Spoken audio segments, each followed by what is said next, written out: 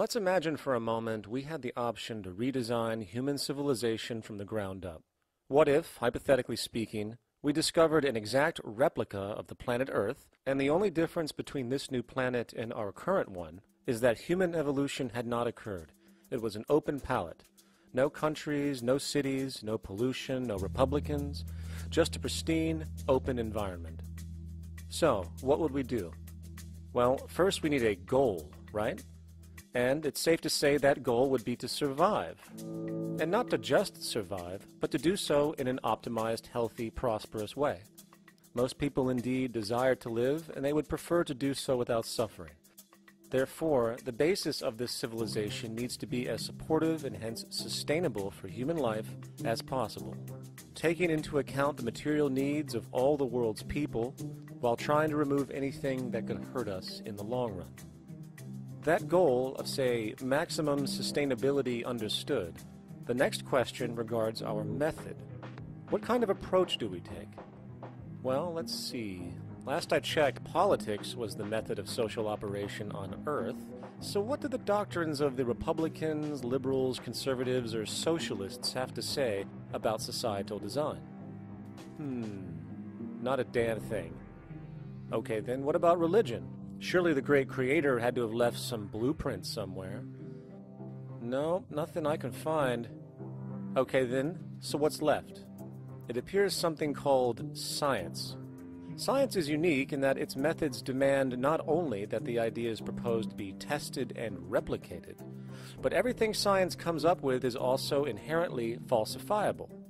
In other words, unlike religion and politics, science has no ego, and everything it suggests accepts the possibility of being proven wrong eventually. It holds on to nothing and evolves constantly. Well, that sounds natural enough to me. So then, based on the current state of scientific knowledge in the early 21st century, along with our goal of maximum sustainability for the human population, how do we begin the actual process of construction? Well, the first question to ask, what do we need to survive? The answer, of course, are planetary resources. Whether it is the water we drink, the energy we use, the raw materials we utilize to create tools and shelter, the planet hosts an inventory of resources, many of which are demanded for our survival. So, given that reality, it then becomes critical to figure out what we have and where it is. This means we need to conduct a survey. We simply locate and identify every physical resource on the planet we can, along with the amount available at each location, from the deposits of copper, to the most potent locations for wind farms to produce energy, to the natural freshwater springs, to an assessment of the amount of fish in the ocean, to the most prime arable land for food cultivation, etc. But, since we humans are going to be consuming these resources over time, we then realize that not only do we need to locate and identify, we also need to track. We need to make sure we don't run out of any of this stuff. That would be bad.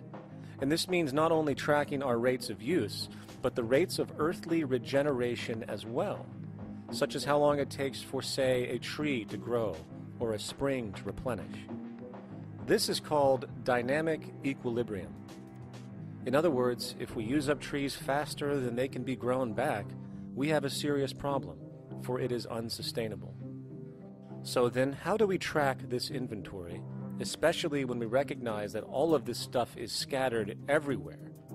We have large mineral mines in what we call Africa, energy concentrations in the Middle East, huge tidal power possibilities on the Atlantic coast of North America, the largest supply of fresh water in Brazil, etc.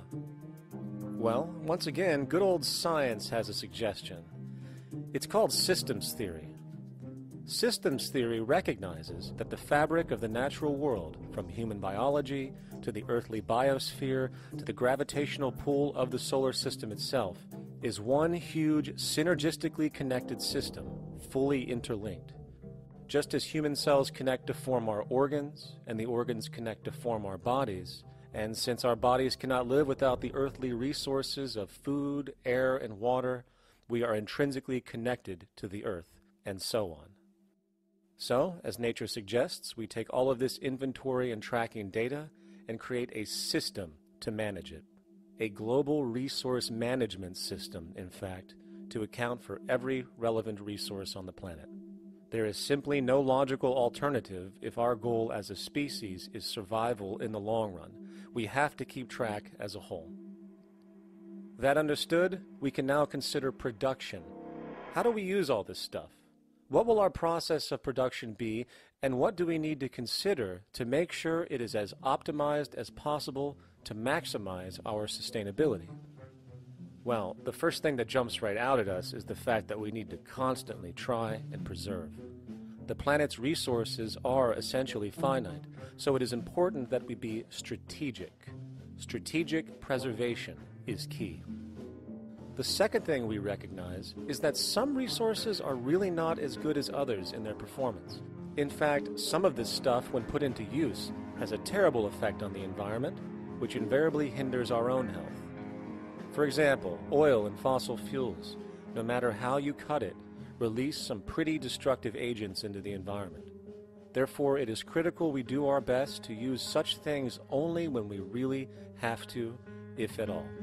Fortunately for us, we see a ton of solar, wind, tidal, wave, heat differential, and geothermal possibilities for energy production, so we can strategize objectively about what we use and where to avoid what could be called negative retroactions, or anything that results from production or use that damages the environment and hence ourselves. We will call this strategic safety to couple in with our strategic preservation. But production strategies do not stop there. We are going to need an efficiency strategy for the actual mechanics of production itself. And what we find is that there are roughly 3 specific protocols we must adhere to. 1. Every good we produce must be designed to last as long as possible. Naturally, the more things break down, the more resources we are going to need to replace them, and the more waste produced.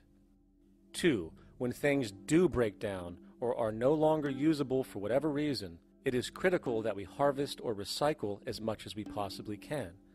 So the production design must take this into account directly at the very earliest stages. 3. Quickly evolving technologies, such as electronics, which are subject to the fastest rates of technological obsolescence, would need to be designed to foreshadow and accommodate physical updates. The last thing we want to do is throw away an entire computer system just because it has only one broken part or is outdated.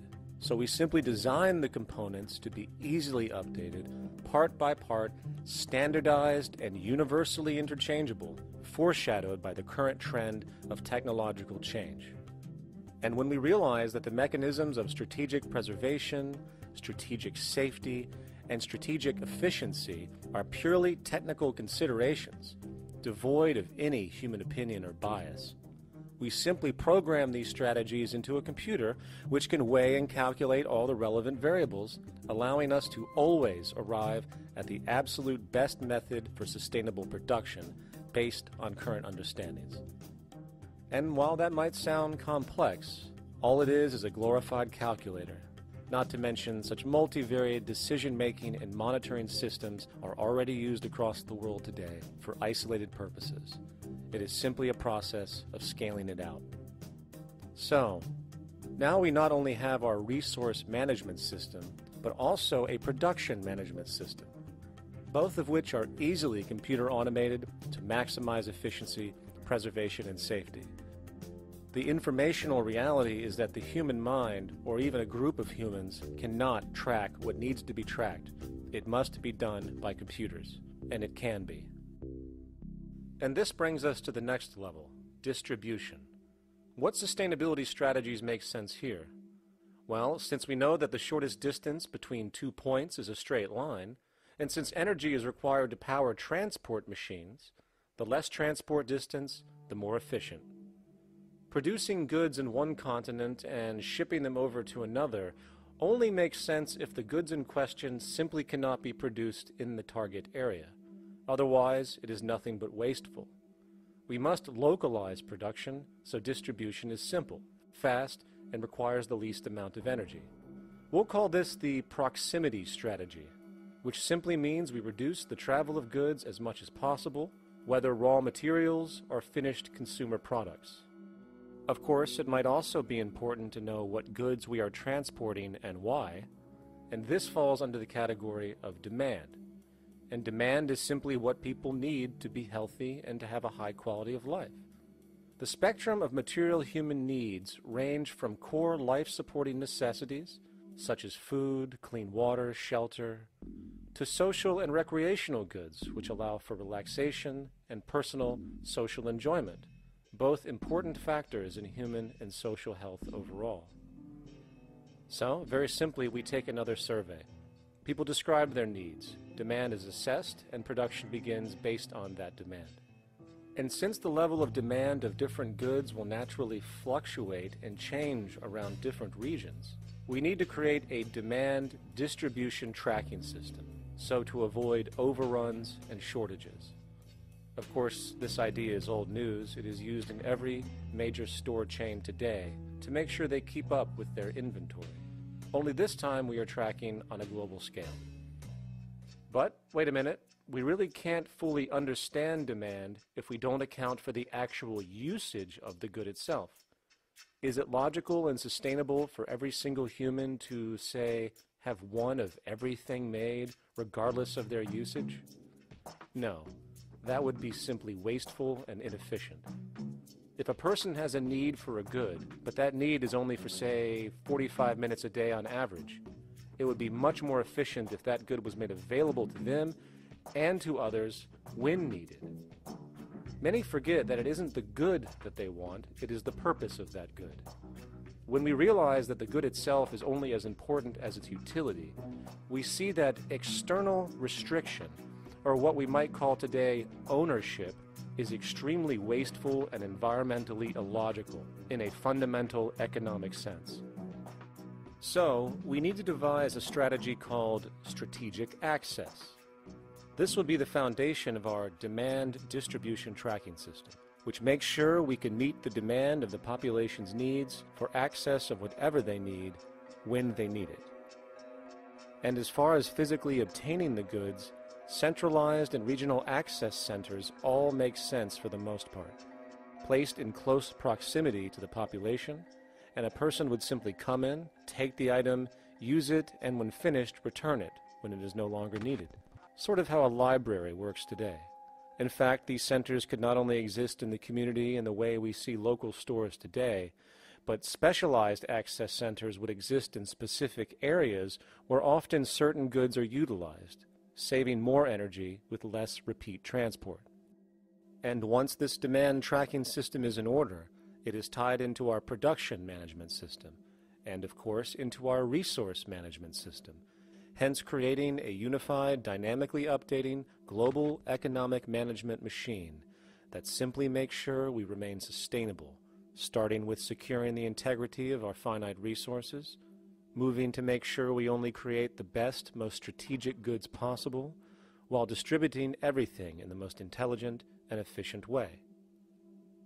And the unique result of this preservation-based approach, which is intuitively counter to many, is that this logical, ground-up, empirical process of preservation and efficiency, which can only define true human sustainability on this planet, would likely enable something never before seen in human history. Access abundance, not just for a percentage of the global population, but the entire civilization.